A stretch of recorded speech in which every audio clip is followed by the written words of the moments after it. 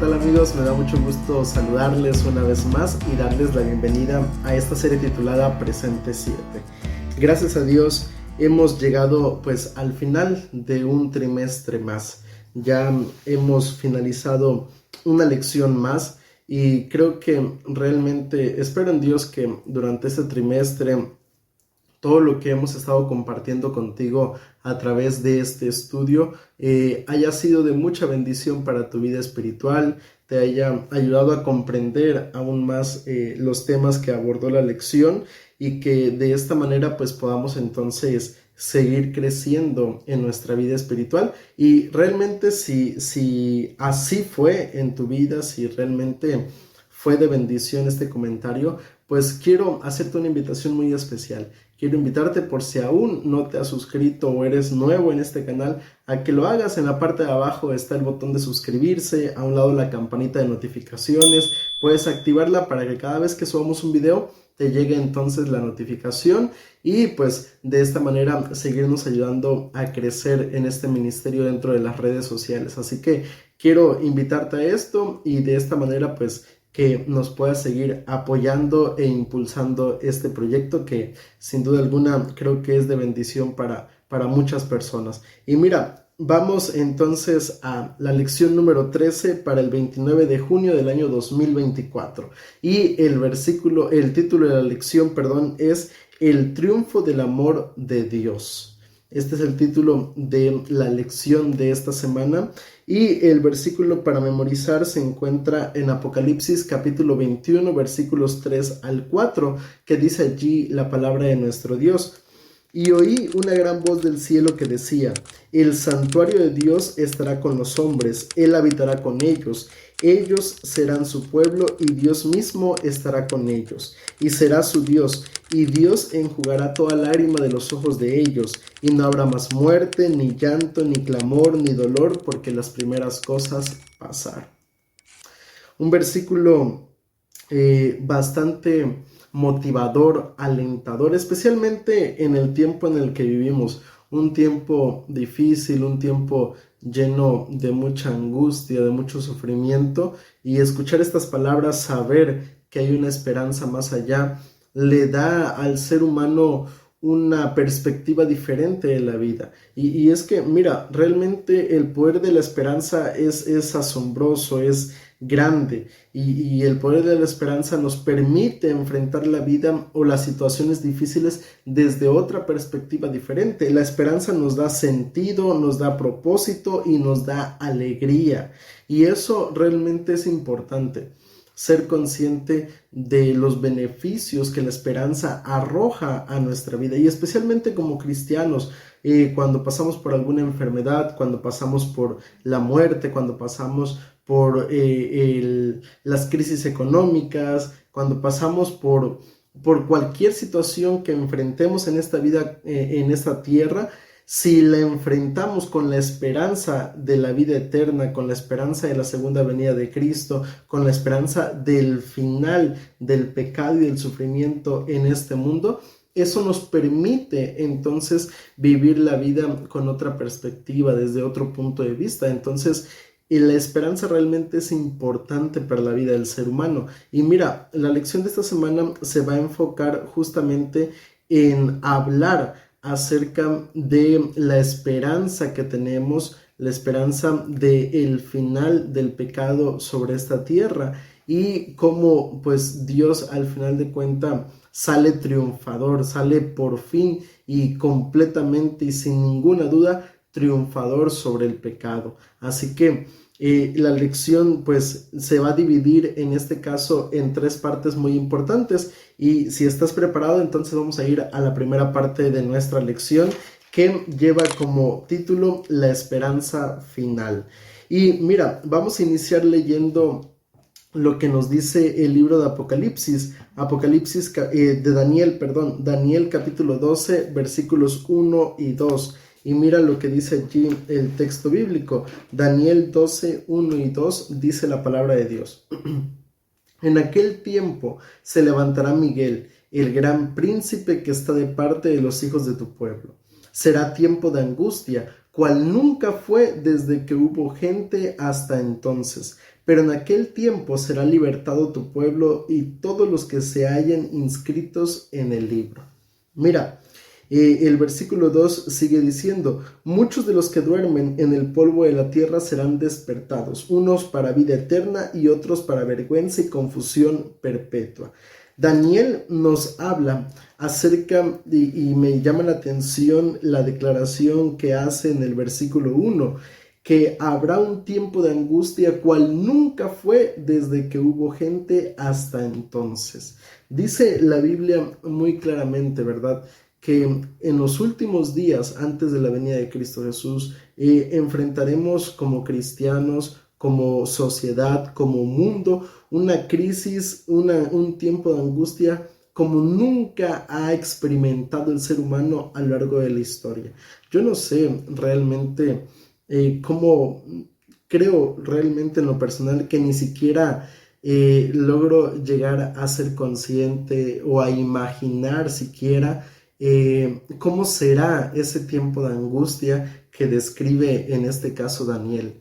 Pero sí me atrevo a decir que será un momento bastante complejo, tal vez. No sé, la crisis de la pandemia del COVID-19 creo que se quedará corta. Las crisis de guerras que estamos viviendo se quedarán cortas en comparación a ese momento que enfrentará nuestro mundo justo antes de la venida de Cristo. Sin embargo, dice allí el texto bíblico y nos ofrece una esperanza, que serán librados todos aquellos que se encuentren inscritos en el libro de la vida. En este caso, incluso se ofrece esperanza para aquellos que han sido llamados al descanso antes de la venida de Cristo Jesús. Entonces, realmente, aunque el panorama, aunque la perspectiva que se avecina no parece ser muy alentadora, realmente incluso en medio de esas circunstancias hay esperanza para el ser humano. Y eso es maravilloso porque mira, hoy en día mucha gente fija su esperanza, en este caso en gobiernos, fija la esperanza en conseguir un mejor trabajo, fija su esperanza en los doctores, fija su esperanza en las cosas de este mundo. Pero la Biblia nos muestra claramente en quién debemos fijar nuestra esperanza. Y en este caso, esa persona no es otra más que Cristo Jesús. Entonces, realmente es importante ser consciente de que como cristianos, la única esperanza segura que tenemos se llama Cristo. Pero mira, ¿cómo debemos entonces prepararnos? Surge aquí la pregunta. ¿Cómo debemos entonces prepararnos para ese tiempo de angustia, para ese último momento en la historia de este mundo? Hay dos textos que me gustaría compartir contigo. El primero se encuentra en Primera de Juan, capítulo 3, versículos del 1 al 3. Y mira lo que dice allí el texto bíblico. Primera de Juan, capítulo 3, versículos del 1 al 3. Dice allí la palabra de nuestro Dios. Dice el texto bíblico: mirad cuál amor nos ha dado el Padre, para que seamos llamados hijos de Dios. Por esto el mundo no nos conoce, porque no lo conoció a Él. Amados, ahora somos hijos de Dios, y aún no se ha manifestado lo que hemos de ser. Pero sabemos que cuando Él se manifieste, seremos semejantes a Él. Y aquí va la parte interesante, porque lo veremos tal como Él es. Y todo aquel que tiene esta esperanza en Él se purifica a sí mismo como Él es puro.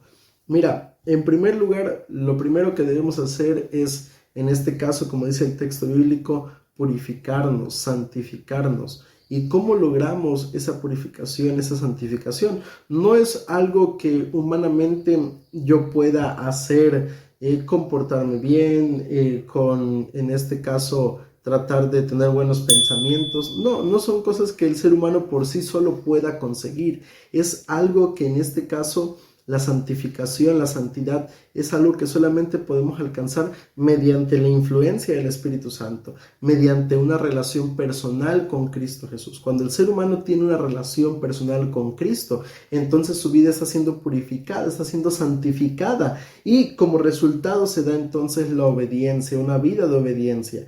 No se da la santificación como resultado, en este caso, de la obediencia, sino se da la obediencia como resultado de una vida de santificación. Y mira, vamos a leer otro texto que nos ejemplifica mejor esto que te estoy mencionando. Juan capítulo 8, versículo 29. Mira lo que dice el texto bíblico.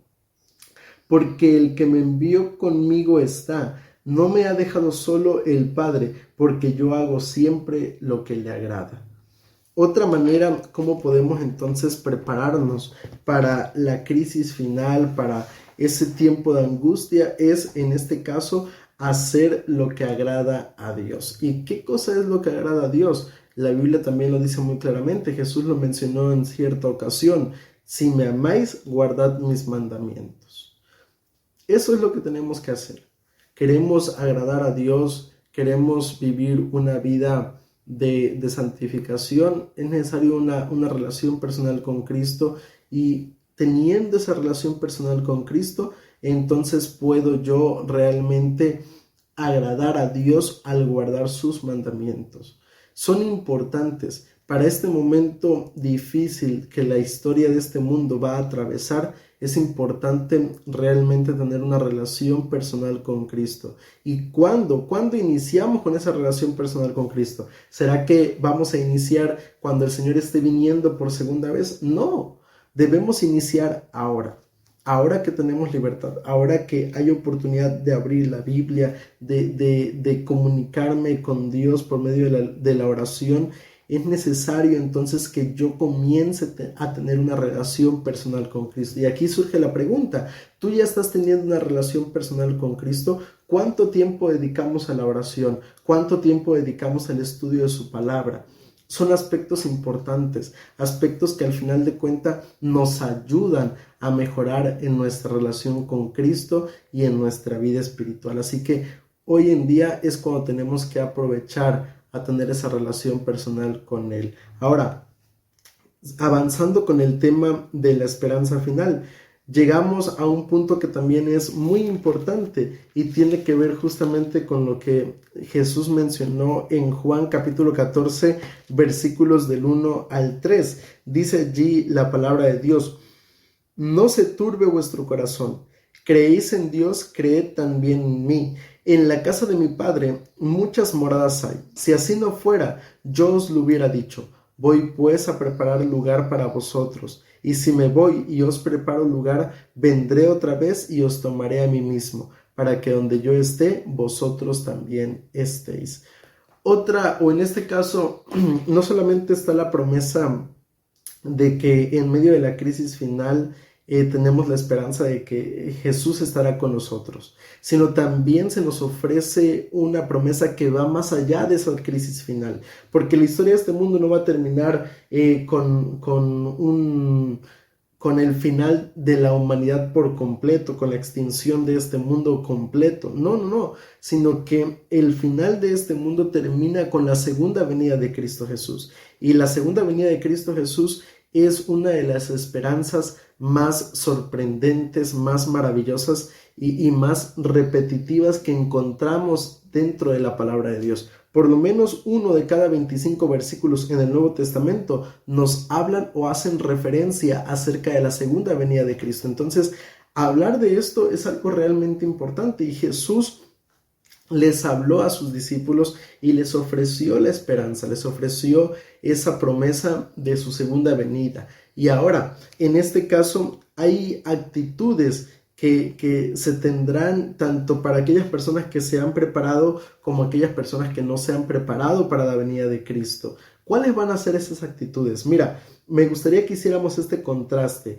entre los redimidos y los que se habrán de perder. Y mira lo que dice Apocalipsis capítulo 6, versículos 15 al 17. En primer lugar, analicemos cuál será la actitud de los perdidos cuando Cristo venga por segunda vez. Dice allí Apocalipsis capítulo 6, versículos 15 al 17. Dice el texto bíblico: los reyes de la tierra, los grandes y los ricos, los capitanes los poderosos, todo esclavo y todo libre, se escondieron en las cuevas y entre las peñas de los montes, y decían a los montes y a las peñas: caed sobre nosotros y escondednos del rostro de aquel que está sentado sobre el trono y de la ira del Cordero, porque el gran día de su ira ha llegado, ¿y quién podrá sostenerse en pie? Mira, claramente el texto bíblico nos habla y nos muestra la actitud que tenían en este caso, o que tendrán en este caso, los impíos, los injustos, cuando Cristo Jesús esté viniendo por segunda vez. Dice que allí en ese momento pues sentirán temor de ver la venida de Cristo Jesús, de presenciar ese momento tan especial. No se habrán preparado para ese momento y sentirán temor al ver a Jesús viniendo por segunda vez, y para ellos será será mejor en este caso que los montes, que las peñas caigan sobre ellos, que mueran en ese momento antes que poder seguir viendo la venida de Cristo Jesús. Y qué tristeza que en aquel momento habrán personas que lamentablemente preferirán la muerte porque no se prepararon, porque no estuvieron listos para recibir a Cristo Jesús. Aunque Jesús nos ha hablado claramente acerca de su segunda venida, habrá gente, este texto solamente nos muestra que habrá gente que tristemente aún se seguirá resistiendo al llamado de Dios. Y qué triste que al final haya gente que termine así su vida, que termine así su historia. Pero mira, Isaías capítulo 25 versículos 8 y 9 nos muestra el contraste. Nos muestra ahora el lado de aquellas personas que se han preparado para la venida de Cristo. Y mira lo que dice el texto bíblico. Dice allí la palabra de Dios: destruirá a la muerte para siempre, y enjugará Jehová el Señor las lágrimas de todos los rostros, y quitará la afrenta de su pueblo de toda la tierra, porque Jehová lo ha dicho. Se dirá en aquel día: he aquí, este es nuestro Dios, le hemos esperado y nos salvará. Este es Jehová a quien hemos esperado. Nos gozaremos y nos alegraremos en su salvación. Mientras, por un lado, están aquellas personas que se lamentan, que prefieren la muerte antes de la venida de Cristo Jesús, por el otro lado están aquellas personas que se han preparado, aquellas personas que han abrazado esta esperanza y que realmente esperan la venida de Cristo Jesús. Y la esperan, dice el texto bíblico, con alegría, con gozo, con esa seguridad de que realmente están listos para recibir a Cristo Jesús. Y en lugar de pedir a las peñas, a los montes que caigan sobre ellos, dicen: este es nuestro Dios a quien hemos esperado y Él nos salvará. A mí, en lo personal, sinceramente me gustaría formar parte de este segundo grupo, de este grupo que realmente se está preparando, que realmente espera con ansias, con gozo, la segunda venida de Cristo Jesús. Ojalá que tú también te estés preparando, ojalá que tú también estés haciendo lo posible por formar parte de ese grupo que espera, en este caso, la venida de Cristo. Pero mira, hay un último texto que me gustaría compartir contigo hablando acerca de este tema de la esperanza, y es un texto que me hace aún más, en este caso, reflexionar acerca de esta última pregunta que te estaba planteando, y se encuentra en Apocalipsis capítulo 19 versículo 7. Dice allí el texto bíblico: gocémonos y alegrémonos y démosle gloria, porque han llegado las bodas del Cordero y su esposa se ha preparado. Dice nuevamente que la actitud de los redimidos, de los salvados, será de gozo, de alegría, de ese deseo, ese sentimiento de querer adorar a Dios. Pero me llama la atención porque dice allí al último, y su esposa se ha preparado. ¿Cuál es su esposa? En este caso es la iglesia. Cuando la Biblia nos habla acerca de la esposa de Cristo, se refiere en este caso a la iglesia. Y dice allí, y Apocalipsis, Juan dice con total seguridad que su esposa se ha preparado. Pero la pregunta es aquí, ¿realmente nos estamos preparando para la venida de Cristo Jesús? ¿Realmente estamos listos para recibir a Cristo cuando Él venga por segunda vez? Ojalá que sí. Ojalá que realmente nos estemos preparando cada día y que de esta manera podamos nosotros verdaderamente estar listos para recibir a Cristo cuando venga por segunda vez. Ahora, vamos a pasar a la segunda parte de nuestro estudio, que nos va a hablar acerca del milenio en la tierra y el juicio final. Mira, para hablar de este tema hay que analizar Apocalipsis capítulo 20, versículos del 1 en adelante. Y en primer lugar, en los primeros versículos, Apocalipsis 20, del 1 al 3, nos plantea en este caso el destino que tendrá Satanás cuando Jesús venga por segunda vez. Dice allí el texto bíblico: vi un ángel que descendía del cielo con la llave del abismo y una gran cadena en la mano. Prendió al dragón y a la serpiente antigua, que es el diablo y Satanás, y lo ató por 1000 años, lo arrojó al abismo, lo encerró y puso un sello sobre él, para que no engañara más a las naciones hasta que fueran cumplidos 1000 años. Después de esto, debe ser desatado por un poco de tiempo. Mira, hay que entender que Apocalipsis capítulo 20, versículos, en general el capítulo 20, es un capítulo que tiene simbolismos. Así como tiene aspectos que son literales, también hay algunos aspectos que son simbólicos. El mismo capítulo 20 nos va, en este caso, dando pistas acerca de qué versículos o qué partes de este capítulo son de manera simbólica y qué partes son, en este caso, de manera literal. En este caso, hablando del final, o en este caso de lo que sucederá con Satanás cuando Cristo venga por segunda vez, no quiere decir que literalmente Satanás estará encadenado durante 1000 años. El periodo de tiempo sí es real. Nosotros como adventistas, habrán personas que tienen diferentes puntos de vista con respecto a este capítulo, pero en este caso nosotros como adventistas creemos firmemente que cuando Jesús venga por segunda vez, vendrá para llevarnos con Él al cielo por 1000 años. Y durante esos 1000 años, en este caso, Satanás estará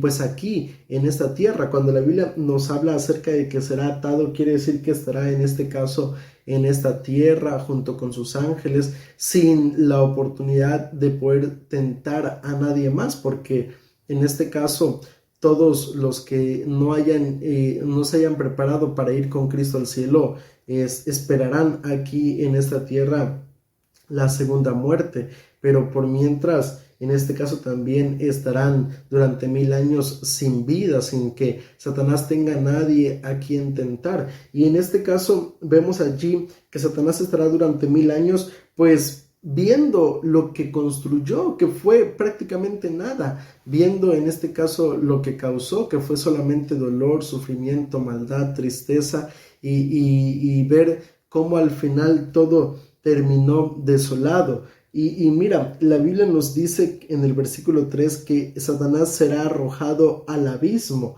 Y cuando la Biblia utiliza esta palabra de abismo, se utiliza para describir a la tierra de manera desolada. Y básicamente podemos comparar esto con con la descripción que hace el libro de Génesis acerca de la creación. Antes de que Dios interviniera, antes de que Dios creara nuestro mundo, dice la Biblia que en este caso pues todo era oscuridad, todo era desolación, todo era vacío, y así terminará básicamente este mundo. Cuando Satanás esté durante esos 1000 años atado aquí a esta tierra, verá simplemente desolación, verá todo completamente vacío, y pues en este caso será ese momento en el cual Satanás estará durante 1000 años sobre esta tierra. Y mientras todo esto ocurre, ¿Qué va a suceder con aquellas personas que se han preparado? ¿Qué va a suceder con nosotros los que nos hayamos preparado para la segunda venida de Cristo? Mira, justamente el versículo 4 al 6 nos dice en este caso cuál será nuestra labor o qué haremos durante esos 1000 años allá en el cielo. Mira lo que dice allí el texto bíblico. Apocalipsis capítulo 20 versículos 4 al 6. Dice la palabra de Dios: vi tronos y se sentaron sobre ellos los que recibieron facultad de juzgar. Y vi las almas de los decapitados por causa del testimonio de Jesús y a la bestia y por la palabra de Dios, los que no habían adorado a la bestia ni a su imagen, ni recibieron la marca en sus frentes ni en sus manos, y vivieron y reinaron con Cristo 1000 años. Pero los otros muertos no volvieron a vivir hasta que se cumplieron 1000 años. Esta es la primera resurrección. Bienaventurado y santo el que tiene parte en la primera resurrección. La segunda muerte no tiene poder sobre estos, sino que serán sacerdotes de Dios y de Cristo y reinarán con él 1000 años. Mira, la Biblia nos dice muy claramente que cuando Cristo venga, mientras Satanás será atado a esta tierra, aquí quedará en esta tierra y los impíos experimentarán la primera muerte. En este caso, aquellos que se han preparado irán con Cristo al reino de los cielos durante 1000 años, irán al cielo durante este periodo de tiempo. ¿Y qué haremos? Mira, es allí donde se lleva a cabo la segunda etapa del juicio investigador.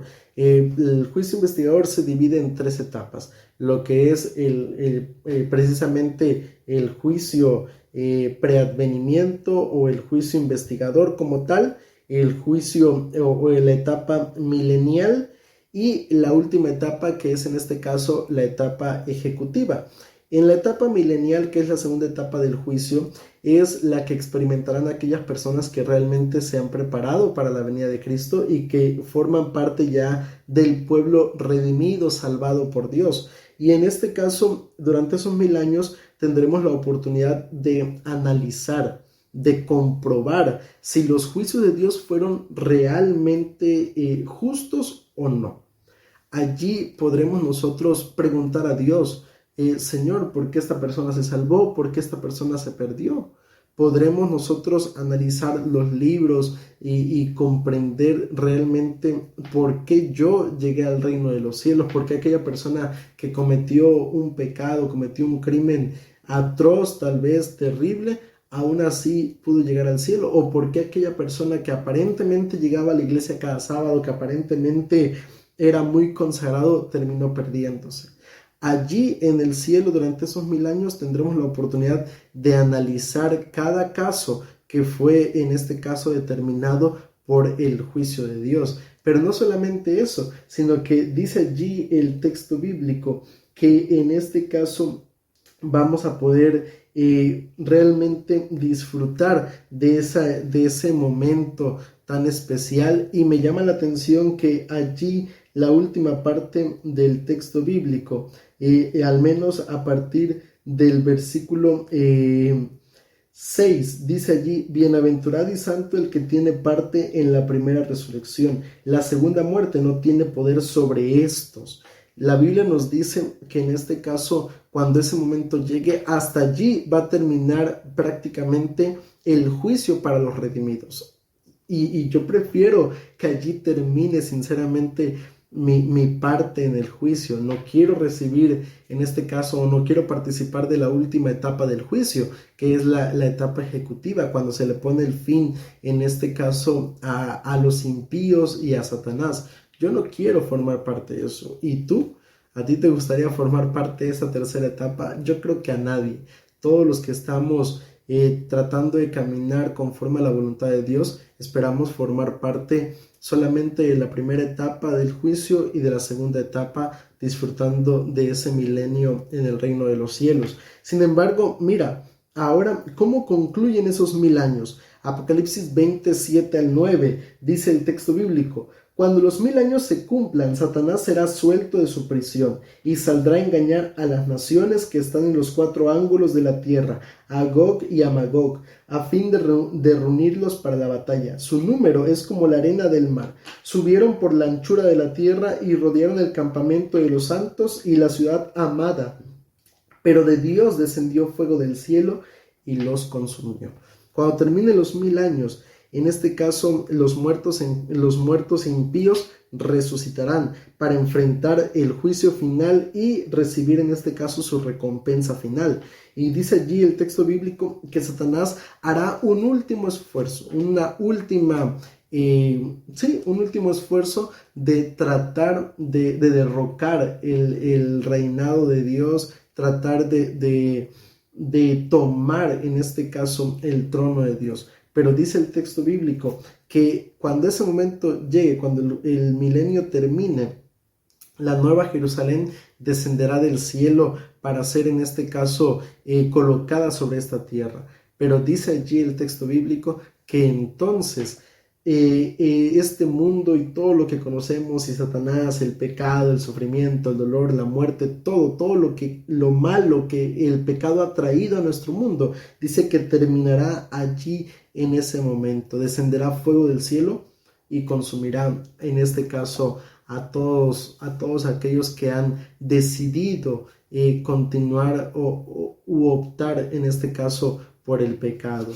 Y mira, la verdad es que no es como que en este caso nos dé mucha alegría o nos da alegría saber que el pecado terminará, porque la verdad es que eso nos da alegría, pero al mismo tiempo al menos en lo personal, me causa tristeza saber que habrán personas que aún sabiendo todo esto, han decidido continuar con Satanás, han decidido continuar con una vida de pecado y de sufrimiento, y la verdad es que no me parece que sea tan motivante recibir esa recompensa, ese lago de fuego, de azufre que recibirán Satanás, que realmente está y en la intención de Dios es justamente esa, que solamente Satanás y sus ángeles reciban eso, pero tristemente habrán personas que aún sabiendo de todo esto decidirán